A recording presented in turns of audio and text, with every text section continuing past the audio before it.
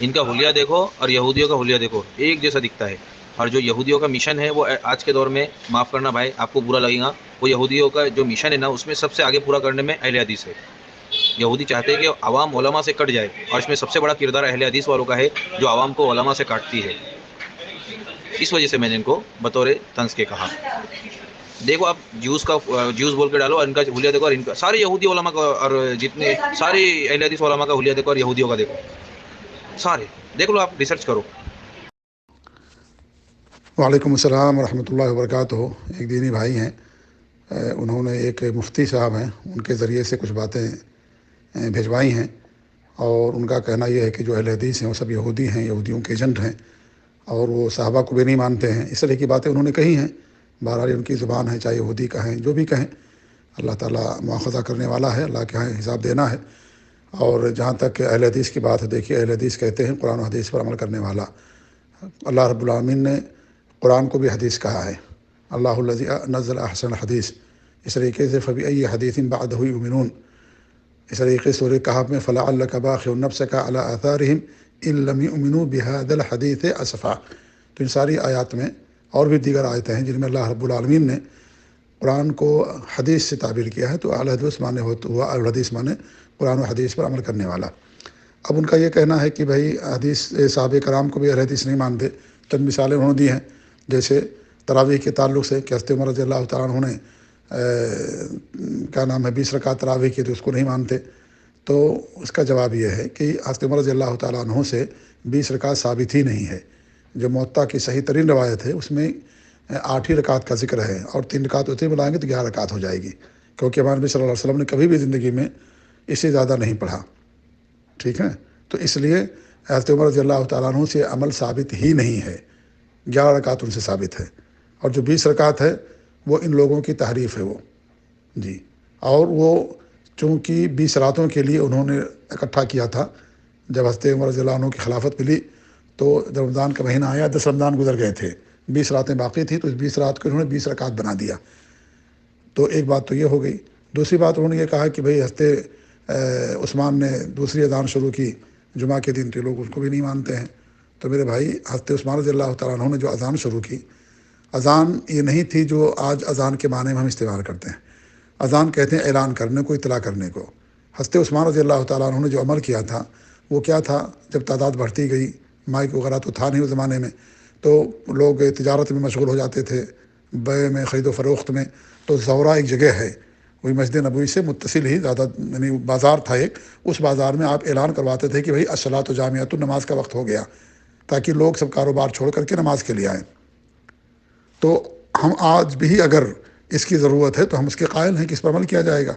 اور پھر انہوں نے اذان نہیں دلوایا تھا. اذان کے معنی ہوتے ہیں اعلان کرنے کے. قرآن کی ایک صورت ہے سورہ توبہ، اس میں سب سے پہلا جو ہے اس میں جو ہے استعمال کیا گیا اذان کا لفظ، اذان من اللہ و رسول، اللہ اور اس کے رسول کی طرف سے اعلان ہے. یہ اذان کہتے ہیں اعلان کرنے کو، اطلاع کرنے کو. تو انہوں نے اطلاع دی تھی کہ نماز کا وقت شروع ہونے والا ہے، آپ لوگ خرید و فروخت چھوڑیے، مسجد میں آئیے. تو آج بھی اگر کوئی ایسا علاقہ ہے جہاں پر مائک وغیرہ نہیں ہے اور وہاں بازار ہے اور لوگ وہاں مصروف رہتے ہیں، تو آدمی جا کر کے وہاں اعلان کر سکتا ہے کہ نماز کا وقت شروع ہو گیا. آپ صلی اللہ علیہ وسلم جب چاند گرہن کی نماز ہوتی تھی، سورج گرہن کی نماز ہوتی تھی، تو آپ اعلان کرتے تھے الصلاۃ جامعۃ، نماز کے لیے اکٹھا ہو جاؤ. تو اس طریقے سے انہوں نے اعلان کیا تھا. وہ اذان نہیں دیے تھے جو اذان دی جاتی ہے 5 وقتہ نمازوں سے پہلے. یہ تو یہاں کے لوگوں نے اسے بنا دیا 5 وقت یہ اذان اسے، کیونکہ لفظ اذان سے دھوکہ کھا گیا. اذان کے معنی ہیں اطلاع دینے کے. یہ اذان نہیں دلاتے تھے بلکہ لوگوں کو اطلاع دیتے تھے کہ نماز کا وقت ہو گیا. ٹھیک ہے. اور انہوں نے کہا کہ حضرت عمر رضی اللہ تعالیٰ عنہ 3 طلاق کر دیا. بھئی حضرت عمر رضی اللہ تعالیٰ عنہ جن حالات میں کیا، ان حالات میں اگر آج بھی وہ حالات ہوں تو اس پر عمل کریں گے ہم، کوئی اس میں مسئلہ نہیں ہے. ٹھیک ہے. اور وہ حالات کیا تھے؟ لوگ زیادہ طلاقیں دیا کرتے تھے، نمبر 1. اور اس وقت جو انہوں نے کیا تھا اس میں عورتوں کی بھلائی تھی. آج عورتوں کی بھلائی نہیں ہے. اگر آپ 3 طلاق مانیں گے تو 3 طلاق میں عورتوں کی بھلائی نہیں ہے. ہمارے یہاں کون شادی کرتا ہے؟ ویسی شادی عورتوں کی عام طور پر نہیں ہوتی ہے، جس کی 2-3-4 بیٹیاں ہوگی، پریشان رہتا ہے، پھر طلاق ہو جائے، خلا لے لے عورت، تو اس کی شادی کرنا تو بہت مشکل ہو جاتا ہے. تو اس میں عورتوں کا نقصان ہے. جی ہاں، اس زمانے میں عورتوں کا نقصان نہیں تھا، اس لیے انہوں نے 3 کر دیا. اور اس پر اجماع بھی نہیں ہوا. علی رضی اللہ تعالیٰ عنہ کا قول اس وقت بھی تھا. عبداللہ بن عباس نبی کی جو حدیث ہے کہ اللہ کے رسول کے زمانے میں، ابوبکر صدیق کے زمانے میں اور حضرت عمر رضی اللہ عنہ کے دور خلافت کے شروع کے 2 سال میں ایک مجلس کی 3 طلاق ایک مانی جاتی تھی، اور حضرت عمر رضی اللہ عنہ کے دور خلافت میں 3 ہوئی جی۔ تو انہوں نے ایک فیصلہ کیا ان حالات کو سامنے رکھ کر کے، تو جس ملک میں اگر ایسے حالات ہیں تو اس کو 3 کیا جا سکتا ہے، لیکن وہ حالات ہونے چاہیے۔ وہ حالات کیا تھے کہ اس میں اور جو انہوں نے فیصلہ کیا عورتوں کی حفاظت کے لیے، عورتوں کی بھلائی میں۔ آج اگر 3 طلاق مانیں گے ہمارے ملکوں میں تو اس میں 3 طلاق میں ماننے میں عورت کی بھلائی نہیں رہتی ہے، ٹھیک ہے۔ اب میں پوچھنا چاہتا ہوں کہ کیا لوگ صحابہ کو مانتے ہیں؟ یہ لوگ اپنے آپ کو حنفی کہتے ہیں، بریلوی بھی حنفی کہتے ہیں، کیا صحابہ کرام حنفی تھے؟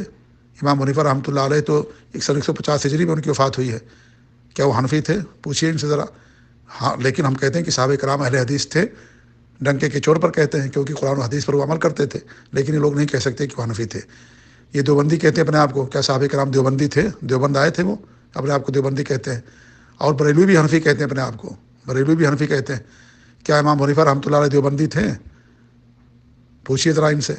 اور آپ دیکھیں ان کے جو عقائد ہیں یہ سب قرآن و حدیث کے جو خلاف اکثر عقائد ہیں ان کے، کہتے ہیں کہ اللہ تعالیٰ ہر جگہ موجود ہے۔ یہ تو امام حنیفہ رحمۃ اللہ علیہ کا بھی عقیدہ نہ تھا، نہ کسی دین کا یہ عقیدہ تھا۔ قرآن میں اللہ رب العالمین نے فرمایا کہ اللہ رب العالمین عرش پر مستوی ہے، یہ نہیں مانتے، کہتے اللہ تعالیٰ ہر جگہ موجود ہے۔ حالانکہ صحابہ کا بھی عقیدہ نہیں تھا، نہ امام حنیفہ کا تھا، نہ چاروں اماموں کا تھا، چاروں اماموں سے کسی امام کا عقیدہ نہیں تھا۔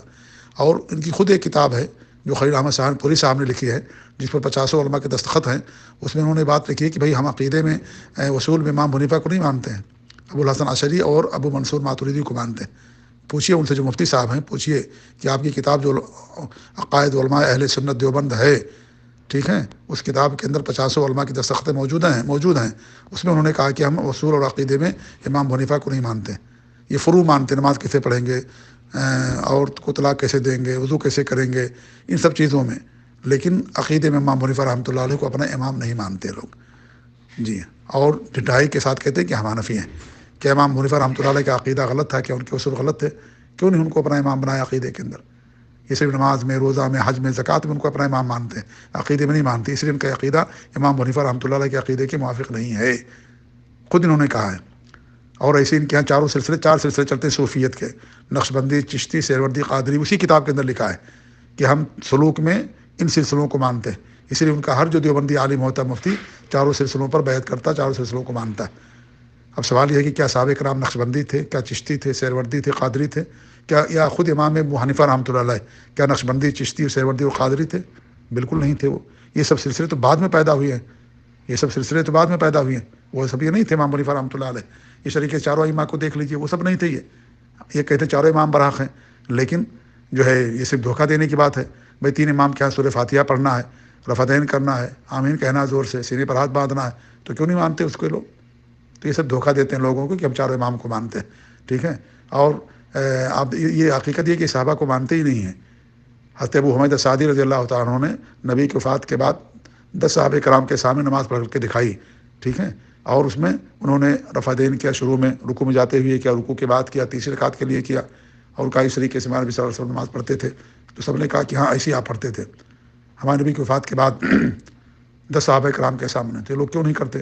پہلی بار رفعتین کیوں کرتے؟ اگر منسوخ ہو گیا تو پہلی بار بھی نہیں کرنا چاہیے، تو پہلی بار کیوں کرتے ہیں؟ تو آپ دیکھیں گے یہ سب عقیدے میں، اصول میں نہ امام حنیفہ کو مانتے ہیں نہ صحابہ کو مانتے ہیں۔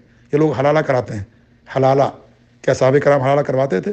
ہمارے نبی کی کتنی حدیثیں کی لعنت بھیجی آپ نے، یہ لوگ حلالہ کرواتے ہیں۔ حضرت عمر رضی اللہ تعالیٰ عنہ جس کا نام لیتے ہیں، جن کا کہ انہوں نے 3 طلاق مانا، وہ جو ہے کولے برساتے تھے، جس کے بارے میں سنتے تھے کہ وہ حلالہ اس نے کیا، یہ حلالہ نہیں حرامہ ہے، یہ زناکاری ہے، یہ ہمارے نبی نے آ کر اس کو ختم کیا، زمانہ جاہلیت کی چیز تھی، حالانکہ یہ چیز ان کے یہاں آج بھی اس پر عمل ہوتا ہے۔ تو یہ امام حنیفہ کو بھی نہیں مانتے، نہ حدیثوں کو مانتے ہیں لوگ، جی ہاں، کہتے ہیں ہم صحابہ کو مانتے ہیں۔ بتائیں ذرا یہ کہ امام حنیفہ رحمۃ اللہ علیہ نے خود کہا کہ یہ حرام ہے، یہ حلالہ، کیونکہ امام حنیفہ رحمۃ اللہ علیہ کے ہاں اکرہ کا لفظ یا مکروہ کا لفظ حرام کے معنی میں ہوتا ہے۔ قرآن میں اللہ رب العالمین نے زنا کو مکروہ کہا ہے، تو مکروہ معنی حرام، جی۔ تو یہ ساری باتیں ہیں، کیا وہ کرتے تھے حلالہ اس طریقے سے؟ نعوذ باللہ من ذالک، کتنی باتیں ہم بتائیں۔ اور یہ نماز کا انہوں نے مثال دیا، اس کی مثال دیا، ہم کہتے ہیں عقیدے کی بات لے لیجیے بھائی، عقیدے میں نہیں مانتے وہ امام حنیفہ رحمۃ اللہ علیہ کو، وہ ابو الحسن عشری اور ابو منصور ماتریدی کو مانتے ہیں، جنہوں نے اللہ کے اسماء اور صفات کی تعویل کی، صرف 7 صفات کو مانتے ہیں اور باقی صفات کو کا غلط معنی بیان کرتے ہیں کہ اس کا مطلب یہ نہیں، اس کا مطلب یہ نہیں ہے، اپنی طرف سے تعویل کرتے ہیں بغیر کسی دلیل کے یہ لوگ۔ تو یہ ان کا عقیدہ، ان کا منہج، اللہ تعالیٰ انہیں بھی ہدایت دے، ہمیں بھی ہدایت دے۔